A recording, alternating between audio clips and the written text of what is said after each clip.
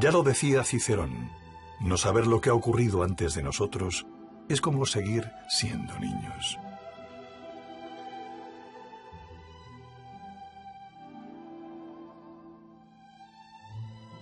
La romanización del Guadiana, consecuentes en el lince con botas.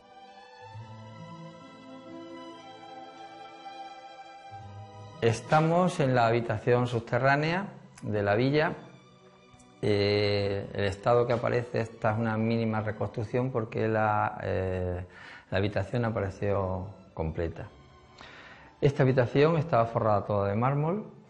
Tiene, como dije, dos accesos. Un primer acceso, que es este, con escalones muy pequeños, pero que estaba, al estar reservado solo y exclusivamente para los dominos de la casa, pues la entrada es, digamos, más abrupta, más difícil.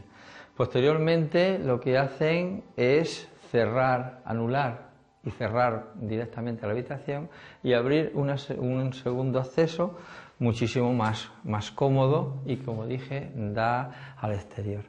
Esta habitación es una habitación de verano, sobre todo por las temperaturas, por la orientación que está al norte, y prácticamente lo que había sería una serie de triclinios con una mesa donde ellos descansaban. Entonces, estos escalones, si veis, no cabe el pie.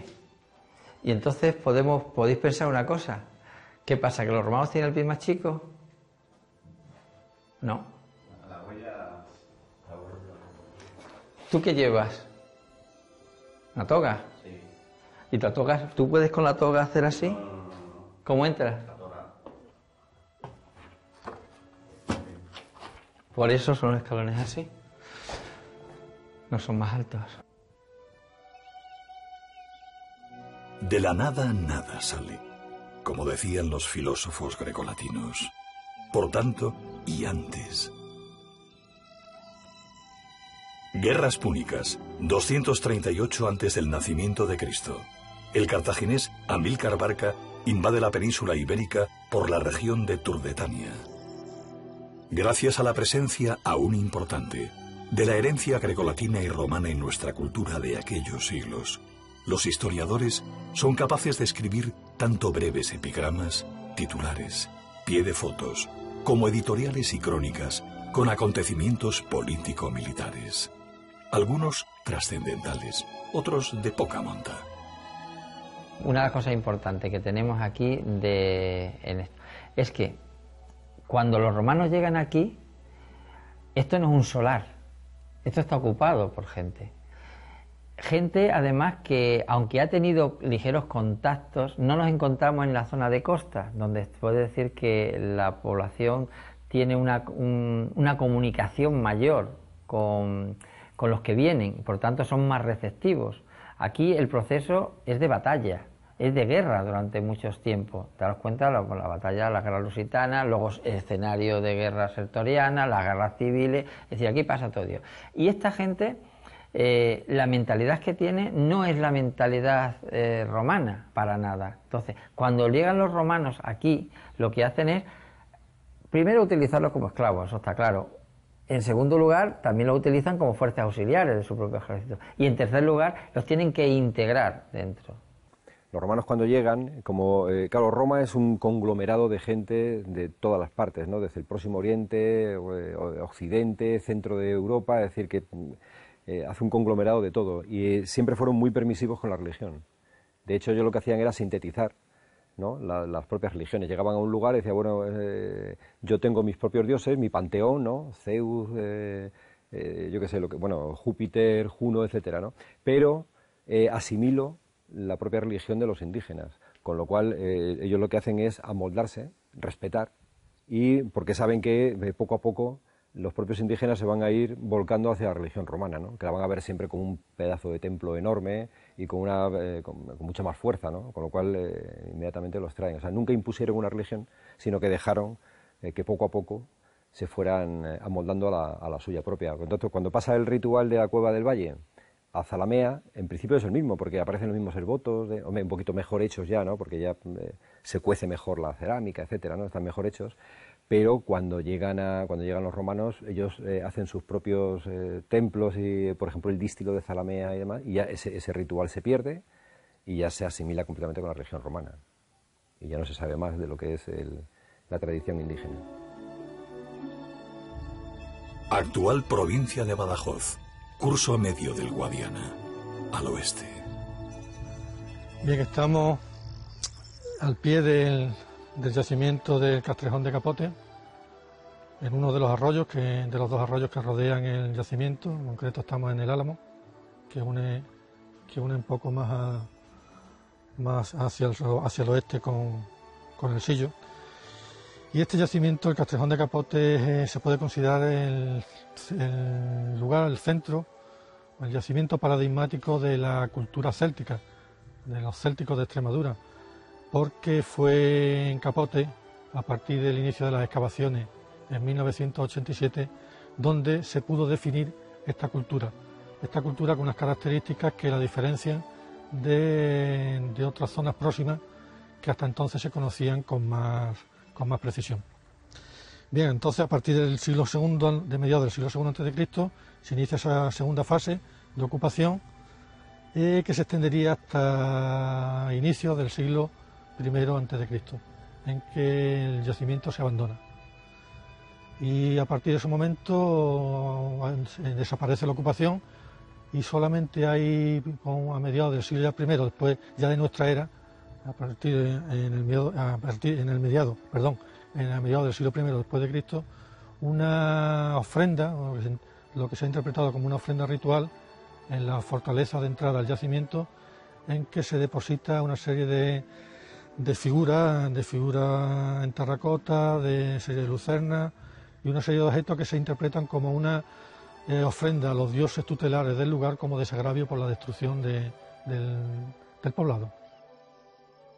A golpe de pie y pierna, a golpe de scutum, escudo y pilum, lanza, pero también a golpe de acuerdo y tratado, los romanos vinieron.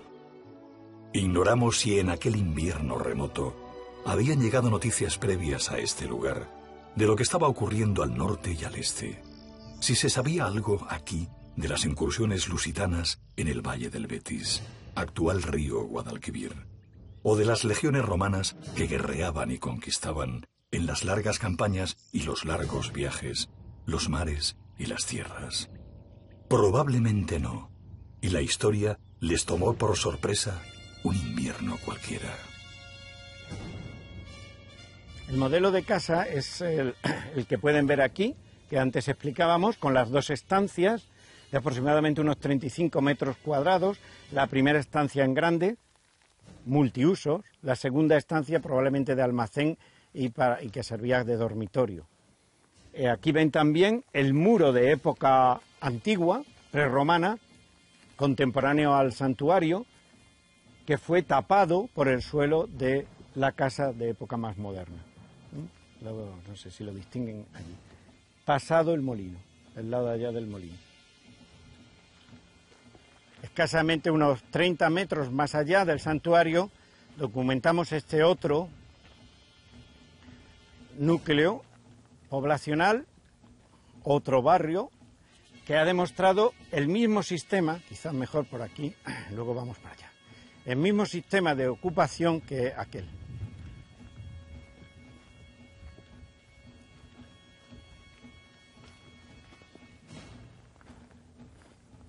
Es decir, una habitación principal, multiuso, una pared medianil, un medianil que termina en banco corrido, de ahí las grandes losas de pizarra, junto a la que estaba la cocina, y una pequeña habitación de almacén.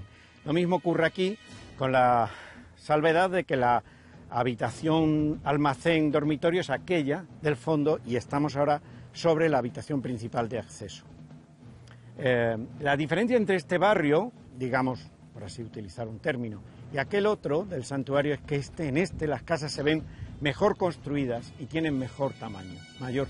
Podemos suponer que en efecto existía una cierta jerarquía social, pero algo que nos indica la arqueología de los célticos del suroeste, tanto en España como en Portugal, es que se trataba de sociedades muy igualitarias, muy paritarias. donde no se puede hablar de principados ni de una nobleza establecida. Existían ricos y pobres, pero las diferencias sociales eran mucho menores que las que podemos observar en el mundo ibérico o en el mundo celtibérico incluso. Aquí es donde, en este nivel del siglo II, es donde mejores materiales se han encontrado y donde mejor se ha conservado todos los testimonios arqueológicos.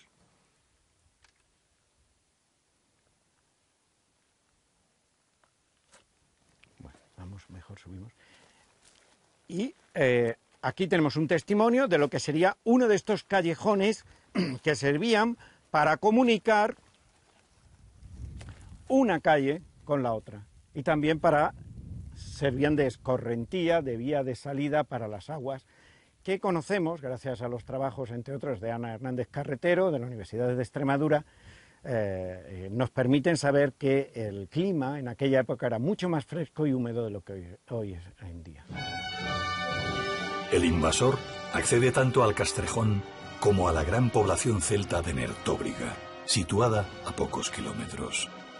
Reforma murallas para mejorar la eficiencia militar de este enclave. Deja quizás una pequeña guarnición para controlar el lugar.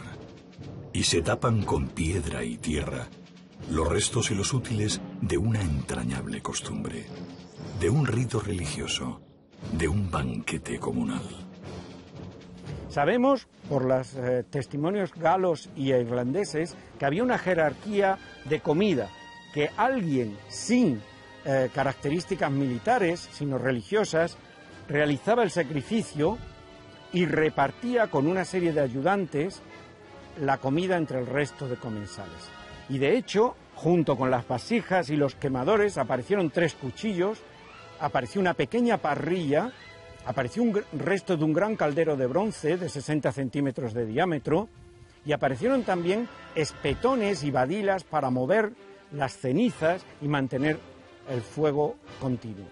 Como madera se quemó encina y roble, que era muy abundante en aquella época, y por el grado y el tamaño de calcinación de los carbones sabemos que la hoguera estuvo encendida aproximadamente entre 2 y 3 días, es decir, curiosamente las 3 noches del Samonio que citan los galos.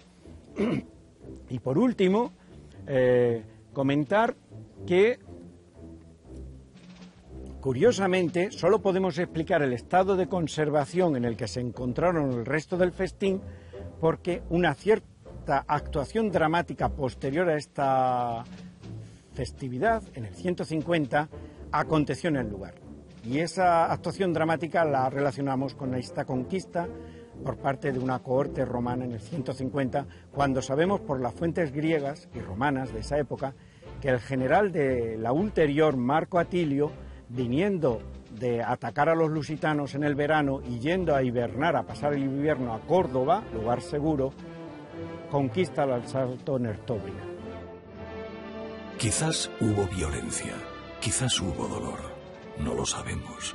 Pero la arqueología nos cuenta que tras el abandono del antiguo recinto y las antiguas costumbres, las generaciones siguientes hicieron algo más aquí. En el año 76 a.C. Hay aquí una caída del frente sertoriano y es el momento en el que se ataca violentamente Capote y a partir de ahí Capote pasa a estar abandonado, se convierte en un lugar abandonado. Ya no queda nada del yacimiento de Capote más que la memoria. Es posible que los habitantes de Nertóbriga, que entonces se mantienen y que son beneficiados con una construcción de una ciudad romana monumental, recordaran el antiguo lugar de Capote y por eso 100 años después, 150 años después de su abandono, en un punto superior de la torre se hace una ofrenda que mi colega Rafael Caso mencionó, con una fosa en la que se colocaron 40 figuritas de dioses romanos, otras 40 lámparas, vasija de lujo. Se debió realizar algún ágape o algún festín y posteriormente se vertió aceite con esencia de pino trementina y se prendió fuego y se volcaron piedras hasta tapar toda esa fosa sagrada que fue descubierta por nosotros en el año 91 y cuyos restos pueden ustedes contemplar en el Museo Arqueológico Provincial de Badajoz. Les voy a señalar el sitio exacto donde apareció la fosa, para que se hagan una idea de cómo en el 45 después de Cristo esta fortaleza estaba ya totalmente soterrada, cubierta, era una ruina, pero sin embargo en la memoria de los descendientes de Capote seguía aún vivo su recuerdo. Y al este, aguas arriba del Guadiana, la romanización había comenzado antes y encontró un sustrato y unas vegas y pastos diferentes. Pero fue también aquí un proceso lento. Primero de invasión y conquista militar, de apropiación y explotación sistemática de recursos, y de asimilación cultural de la población. Estamos en la Cueva del Valle, que en la entrada de la Cueva del Valle, que en realidad es un abrigo, que domina completamente todo lo que es el Valle de la Serena, por lo tanto es un punto de referencia para todos los peregrinos que llegaran al lugar. El abrigo es muy pequeño, por lo tanto el ritual que se realizaba en las plataformas superiores, aquí lo que se hacía es simplemente depositar los esvotos de los peregrinos en el lugar. Cuando se depositaban todos estos esvotos y se llenaba, las plataformas que hubiera aquí o las repisas donde se dejaban, se recogían, se hacía un hoyo en la tierra, se enterraban y se amortizaban para dar espacio a los siguientes esvotos. Por lo tanto, en la Cueva del Valle tenemos una continuidad cronológica desde lo más antiguo, que es el siglo III, finales del siglo III a.C., hasta prácticamente época imperial romana, cuando ya se traslada todo el culto a la Yulipa o a la Zalamea actual. Se hizo excavaciones en los años finales de los años 70, con una operación de niños de la escuela que descubrieron el lugar, y luego se han hecho excavaciones por parte del Museo de Badajoz y por parte del Instituto de Arqueología en los últimos años, donde se han encontrado más esvotos, precisamente haciendo sondeos en los lugares donde se vertían, ¿no?, estos esvotos. Tenemos un número elevadísimo de esvotos de cerámica que representan varias partes del cuerpo o cuerpos enteros incluso, y cerámica relacionada con el ritual de libaciones y de ofrendas a la deidad de la cueva. No solamente de figuritas de barro, que suelen ser, figuritas de barro pueden ser de un personaje entero o puede ser luego de un pie, lo típico de los esvotos, ¿no? Un pie, una pierna, un brazo, una cabeza. O sea, y luego también hay cerámica relacionada con ello, ¿no?, que son los vasitos estos rituales que se tomaban para beber. Hay bastante, lucernas. No, aparte que hay varios santuarios rupestres de estos repartidos por todo el Atlántico, ¿no? Galicia, Portugal. Aquí en Extremadura, sin embargo, es el único que hay. Y es porque la zona, sabéis que la península ibérica tiene como un sinclinal que divide lo granítico de lo silícico, ¿no? Entonces toda esta parte es granítica, con lo cual no hay cuevas. Entonces cuando aparece una, claro, la aprovechan para todo, porque no es fácil que haya cuevas, ¿no? Que no son cuevas en sí, son eso, los abrigos, ¿no? Es una profundidad de la roca. Cuando llegan los romanos, que sí que ven la potencialidad de este territorio, lo dividen, hacen los compartimentos, ¿no?, el reparto un poco de la tierra entre sus propios soldados y su gente, y empiezan a explotar las minas que hay en el entorno, que son bastante ricas. Entonces con eso empieza a surgir otra vez, a resurgir lo que es la Serena. Poco más se sabe, porque en esta época los asentamientos, por ejemplo, se han hecho muchísimas prospecciones intensivas en llano, ¿no?, para localizar yacimientos, y se localizan muchos yacimientos, pero precisamente de esta época apenas hay yacimientos, ¿no? Si los hay, están en alto, son los recintos torre, que es una cosa ya con época casi prácticamente republicana. El siglo I a.C. fue de victoria para Roma, pero también de enfrentamientos y guerras civiles entre patricios o plebeyos deseosos de poder. Parte de esas guerras civiles romanas se libraron en la península ibérica, entre nosotros, y aquí quedaron algunos testimonios de esa época.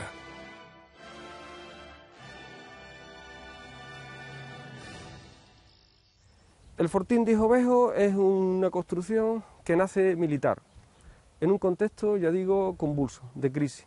Un momento donde el elemento romano en la comarca de La Serena, que tiene una singularidad estratégica, a medio camino entre la zona de Córdoba, entre la Vega del Guadiana, con un recurso importante como es la minería del plomo, digo que el elemento romano trata de, en ese momento de crisis, de elaborar o de aplicar un proyecto de ocupación del medio.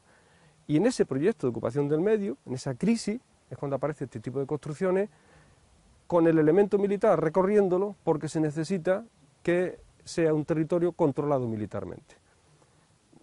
Hijovejo, como otros muchos recintos que están en la comarca, es un proyecto de ocupación romana, previo a la municipalización de César, ya en el tercer cuarto del siglo I a.C., y tratando de sobre todo insistir en la idea de control. Se trata de controlar la comarca.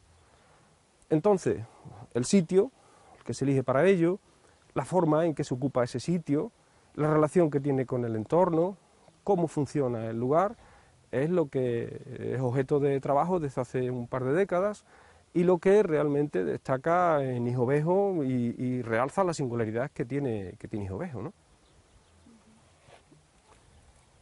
En cuanto al sitio, en primer lugar. Hijovejo es una torre que se construye sobre un canchal granito, sobre un conjunto de bolos graníticos. Eso se hace por una razón. Lo que se requiere es que la construcción se haga rápida, sin cimentación, y luego para que se gane cierto espacio sobre el entorno en el que está. Se ocupa el sitio y quien construye la torre tiene un modelo claro, tiene un proyecto simple, aparentemente. Luego se va haciendo un poquito más complejo. La simpleza, dos estructuras cuadrangulares, cuadradas, inscritas una dentro de otra. Una torre en toda regla. De hecho, cuando me refiero al concepto torre para referirme a Hijovejo, lo que recojo en definitiva es la tradición de la gente de la comarca, que a estos sitios siempre les llama así. Torre, torrucha, torruquillo, torreón, castillos también. Una vez que se elige el sitio, se levantan las murallas. Decía que el constructor de Hijovejo tiene un modelo, tiene una idea de lo que quiere.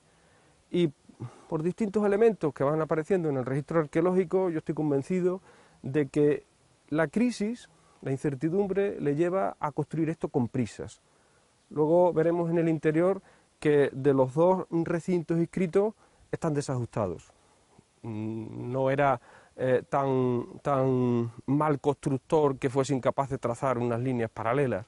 Lo hace porque hay un momento donde de una torre pequeñita se quiere hacer una torre más grande.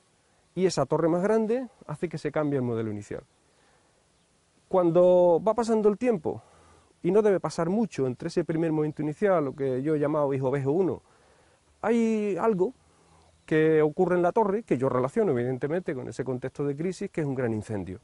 Ese gran incendio puede venir de muchos sitios, ¿no? Es atractivo pensar que es fruto de la crisis y de enfrentamientos o de la propia dinámica de ocupación del medio que traen los romanos. Lo cierto es que cuando viene el incendio, Hijovejo se reconstruye por completo. Yo creo que a mediados del siglo I a.C., más o menos. El simbolismo está en la aparición de estos tres relieves. Aquí vemos, perfectamente se observa, aunque la pieza está partida porque la roca está muy esfoliada, un escudo redondo, una caetra. Son escudos que usan mucho las poblaciones indígenas, que se incorporan también al ejército romano. Aparece la rodela y el humbo, la parte saliente por la que detrás el soldado metía el puño, ¿no? y donde se encontraba la abrazadera. Esta caetra encuentra una réplica muy perdida aquí abajo también.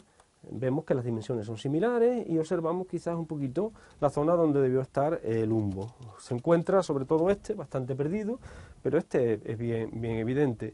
Y aparece un escudo con forma oval, un scutum, que es un arma para protegerse que entra en época muy antigua en la península, en el siglo III a.C., que también en los ejércitos romanos había formaciones de scutum, y donde se observa la parte central, la llamada espina, en una composición que, si nos damos cuenta, está en un sitio destinado a ser visto y tiene un resalte aquí en su base, que nos indica que se ha delimitado el espacio para conseguir la representación. Este scutum tiene una réplica, una especie de borrador, también en la esquina sureste del recinto, en un sillar que también lo conserva. Esto es lo que quedó amortizado cuando se construyó la segunda fase del recinto, cuando se construyó el bastión. La fuente está exactamente aquí debajo de nosotros. Bueno, pues uno de los elementos más llamativos de Hijovejo es esta fuente, el acceso que se organiza para llegar hasta un manantial. De hecho, tras el incendio que inaugura la segunda fase de ocupación del recinto, de habitación del recinto, está indudablemente el asunto de la torre. Yo pienso que hay una necesidad urgente de proveerse de agua, de garantizarse el agua, y entonces los constructores, los habitantes de la torre, organizan una obra que es una obra magnífica, en una zona que no ha quedado restos porque la primera fase estaba sobre los canchales. Pues en esa zona de la muralla norte se excavan los dos canchales y en el espacio que hay entre los dos grandes bolos graníticos embuten 13 peldaños que bajan hacia un manantial al que se llega tras preparar en el fondo una caja y una galería que se mete debajo del canchal. Es un manantial que debía existir extramuros, pero ya digo, en el que hay un momento en el que se incorpora por necesidades de supervivencia y de garantías de la defensa de la torre. Hay una pequeña hornacina en el muro de enfrente, quizás relacionadas con algún elemento de culto, con las aguas, pero el trasiego hacia el manantial es continuo. De hecho, en el acceso hay dos pequeñitas hornacinas, una al fondo a la derecha y otra en el frente, para depositar lucernas. Las lucernas, bajar hasta el manantial, que es muy estrecho, pues se caían frecuentemente al agua y la excavación ha dado un repertorio grande de lucernas. Luego llega otro modelo, que es el modelo de la romanización, la época augustea, donde este tipo de recinto sigue existiendo, pero ya es otra cosa, ya son villas romanas. Hijovejo, de hecho, se cae y alrededor surge una villa muy floreciente que ocupa algunos espacios también de la torre, pero que no tiene nada que ver con los momentos de fundación de la torre.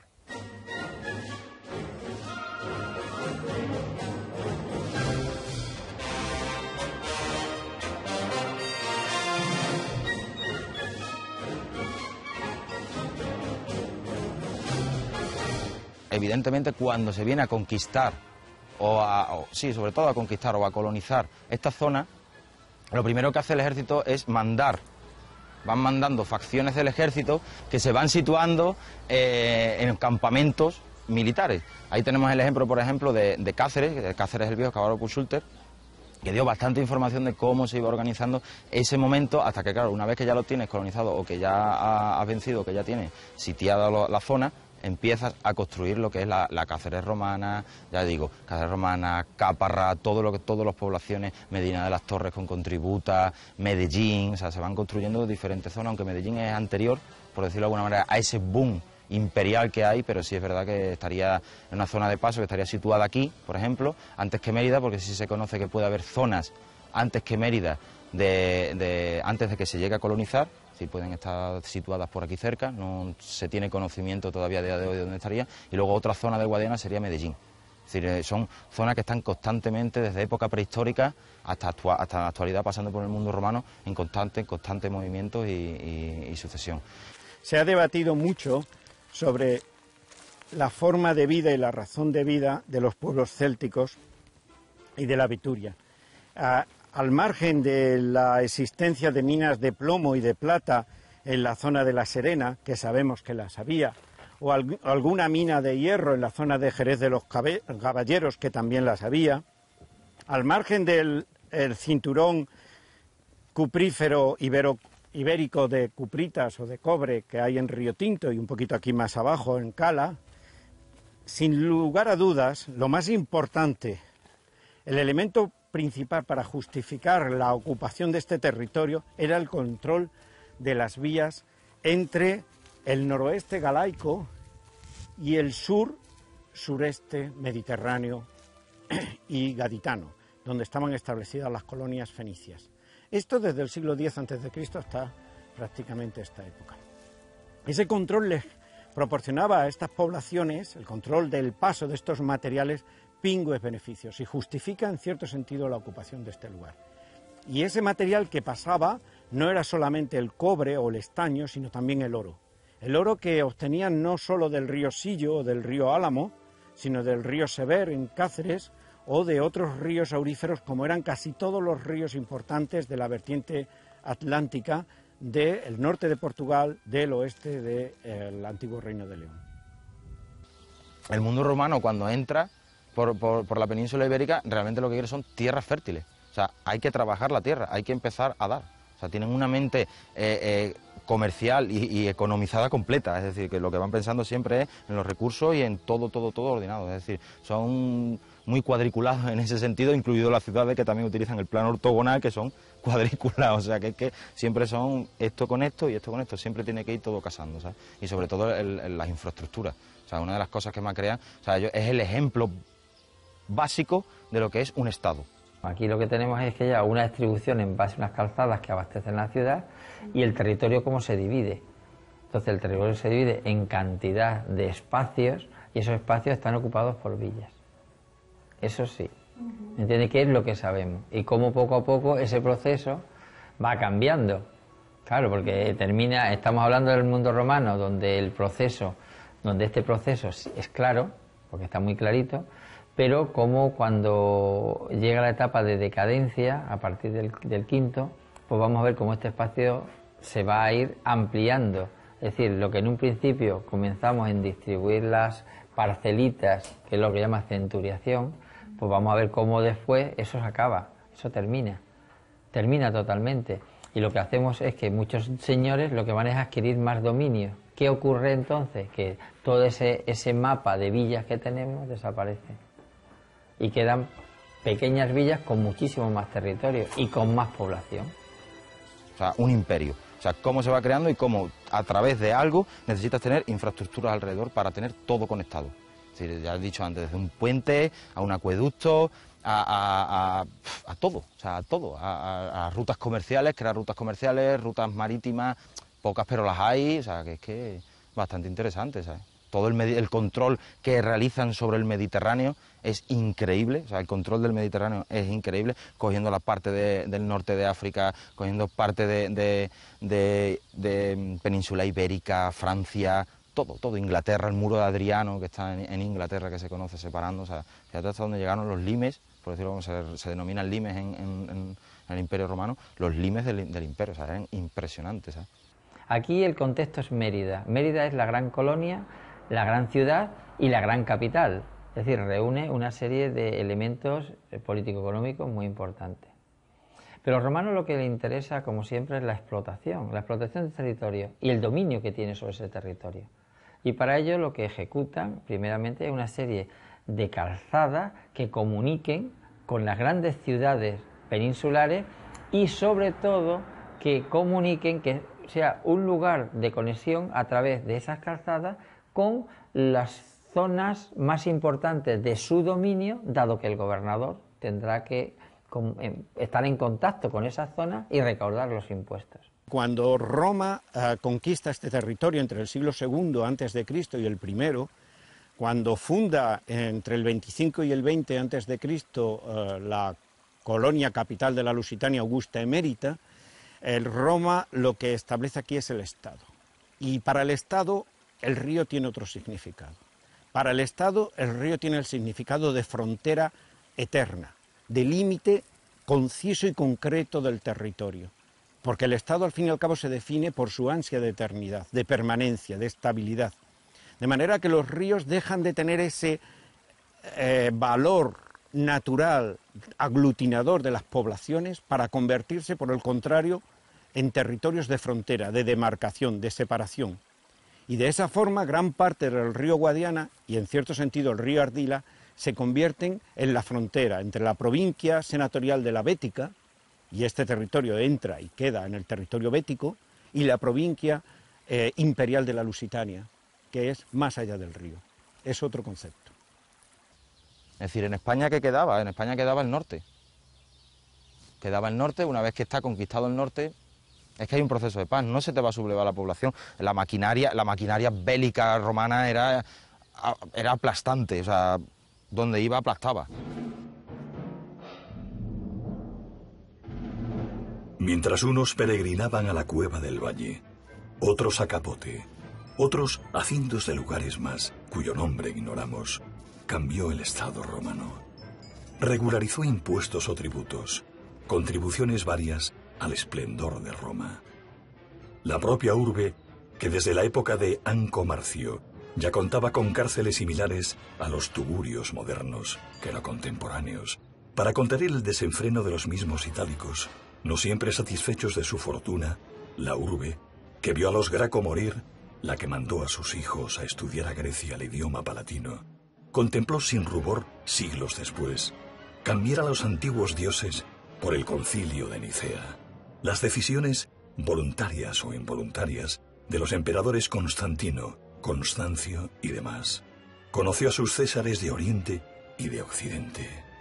Unos divinizados, otros no. Los cuestores, pretores y legados de Roma recorrieron en sus viajes muchos hogares. El dístilo es una construcción que tiene tres partes. Una primera parte que es un basamento, sobre esa se levanta un podio que tiene una serie de pilastras, se ven en la cara esta principal 4 pilastras, en 2 de ellas se han restaurado los capiteles que debió tener. Luego tiene una cornisa y sobre esas cornisas se levanta una plataforma en la que se elevan 2 columnas que se conservaban gracias a que el campanario de la iglesia parroquial las aprovechó para levantarse sobre ellas.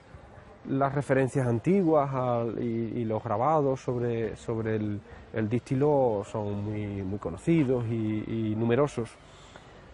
Solamente se conservaba hasta donde ahora mismo está el nido de cigüeña, el resto es una propuesta.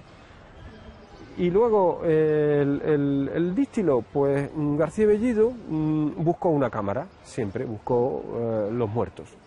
Lo buscó horadando el dístilo. Hay un primer momento donde está convencido de que existe una cámara, no la encuentra, es macizo, y luego pues dejó la idea de que el segundo de los sillares, la segunda línea de sillares que están en el basamento, donde hay un arranque de una bóveda, uno de los sillares hace un arranque curvo, como si fuera a manera de bóveda, ahí podía haber una cámara funeraria que ha sido arrasada, y ahí es donde se queda el elemento funerario.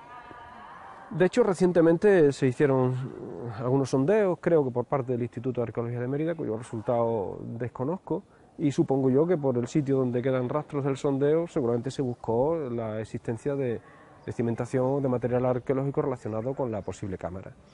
Estamos en plena época imperial, en el siglo II se suele datar, pero se suele datar en el siglo II después de Cristo por la lápida y por las características de la lápida que no es de aquí. No obstante, la fecha sigue siendo válida, ¿no? Es un monumento, pues, época imperial, siglo II después de Cristo, perfectamente. Entre otras ciudades del Imperio de Occidente, hubo la pequeña Roma, de las legiones augusteas, a orillas del viejo padre Anas, de quien fue hija, en tiempos del poeta Prudencio, la Blanca Paloma. Siglo III después de Cristo, a orillas del Guadiana, el río era variable. Nos encontramos en una villa romana, es decir, en un yacimiento rural, por decirlo de alguna manera, es decir, al ser rural sería como los cortijos de hoy en día.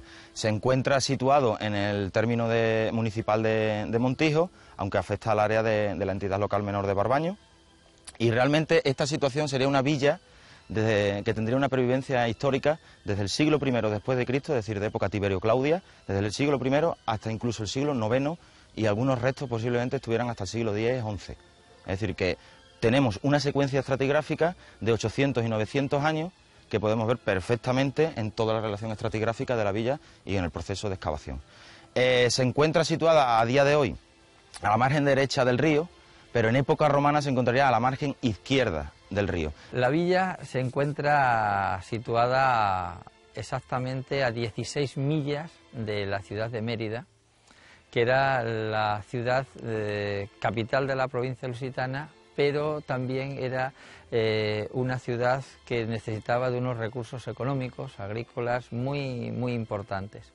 Esta villa se ha asentado en las Vegas del Guadiana, concretamente en un territorio que en la época romana se encontraba bajo la denominación de dominio público. Esa situación de dominio público era debido precisamente a la inestabilidad que el río Guadiana presenta en todo su recorrido por este territorio. Prueba de esa inestabilidad resulta que los romanos hicieron una serie de calzadas que delimitaban cuál era la anchura total del río, hasta donde llegaba y qué tierras a partir de ahí eran de dominio personal y cuáles eran de dominio público. Esas dos calzadas eran la vía 12 y la vía 14 y 15. La villa romana de Torre-Águila se encuentra precisamente, o se encontraba en esa época, en el lado de la vía 12. Actualmente, debido a los avatares del propio río, ha cambiado de posición y si nos trasladásemos a la época antigua, diríamos que ha pasado de la vía 12, que es donde se ubicaba, a la vía 15. Prueba de dónde se encontraba en los siglos I, II, III, IV, hasta que cambia el río, es el miliario que vemos aquí, que es un miliario de Magnencio, en el cual nos cuenta unas restauraciones que sufrió en esa vía. Vamos a empezar a ver las termas. Las termas, lo que tenemos aquí, corresponde precisamente al hipocausto, el horno donde se calentaba el agua. Estas termas que vemos aquí constan concretamente de 3 bañeras de agua caliente y una zona de sauna, que dado que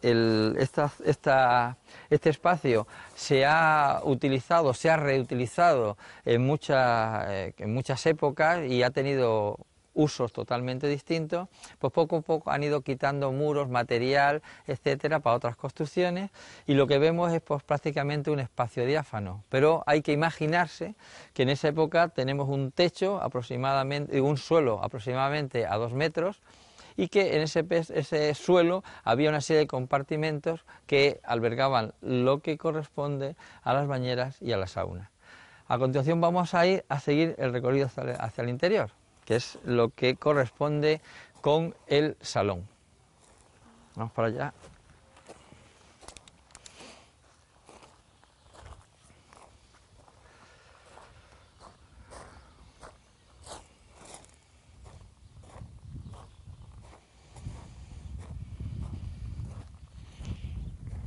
La zona que estamos ahora corresponde al salón de distribución de las termas.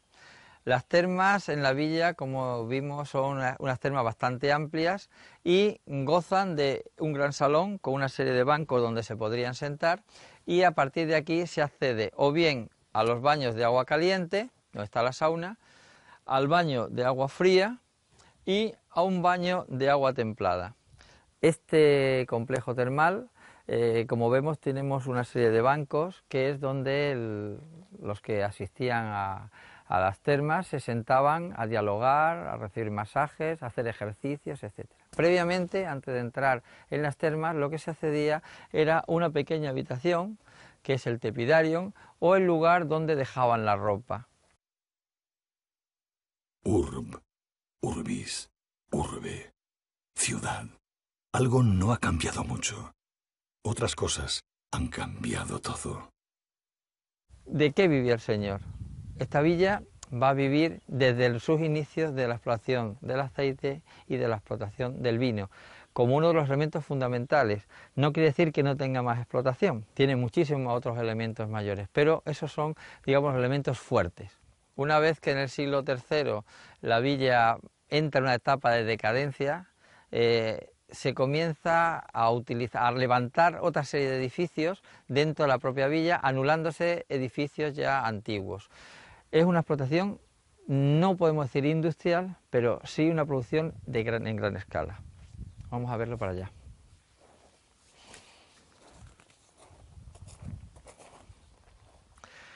Nos encontramos en la zona del peristilo de la villa. El peristilo corresponde a la distribución de todas las habitaciones de la casa, pero en la parte correspondiente al señor. Esta es la parte noble. En ella nos encontramos fundamentalmente una serie de estancias que son de recepción. Este peristilo, este patio, aunque lo vemos aquí ahora cubierto por gravilla, debajo había mosaicos que debido al gran uso que tiene, pues está muy parcheado y por lo tanto se podían visitar algunos trozos, pero nada más. Nos encontramos en la habitación fundamental de la villa del siglo IV, es la habitación de recepción del Señor. Esta habitación se hace sobre una estancia anterior que es un triclinio de invierno. Ese triclinio de invierno se conserva parte de lo que corresponde con la habitación y aparte encontramos con un lugar calefactado. Como estamos en invierno hay que dar calefacción, es lo que en Castilla se conoce como las glorias castellanas. Entonces aquí lo que se hacía era meter fuego debajo y a partir de aquí calefacta toda la habitación. Como uno de los problemas que se tiene con la calefacción es que se seque mucho el ambiente, lo que han hecho aquí concretamente, lo que hicieron es poner una pequeña, receptáculo para recibir agua simplemente, una pequeña piscinita que no mide más de 15 centímetros, donde con el agua que hay alivia la sequedad del ambiente que producía estas termas. Posteriormente, en el siglo IV, lo que hacen es una gran habitación con 4 ábsides, de lo que se conservan 3, y tiene la misión de impactar fundamentalmente a los clientes y a la gente que viene a visitar al Señor. Por eso cuando entra, el Señor se encuentra en el ábside central, en un lugar más sobrelevado, para indicar que está por encima de los que vienen a visitarle. Si el Señor confabulaba directamente con el personaje, lo que hacía era pasar directamente a una zona reservada donde hay unas piscinas y una zona especie de jardinada.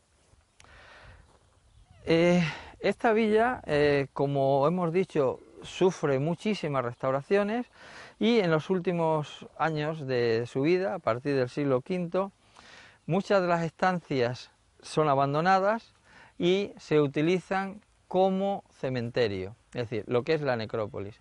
Lo que vemos aquí es la excavación que estamos realizando sobre unas tumbas del siglo VI y VII, en las cuales los cadáveres son inhumados, se hace una pequeña caja y sobre esa caja lo que se hace es colocar al difunto. Normalmente se les pone encima un tejadillo y cuando mueren 1 o 2 personas lo que se hace es colocar los huesos a modo de osario en la parte superior.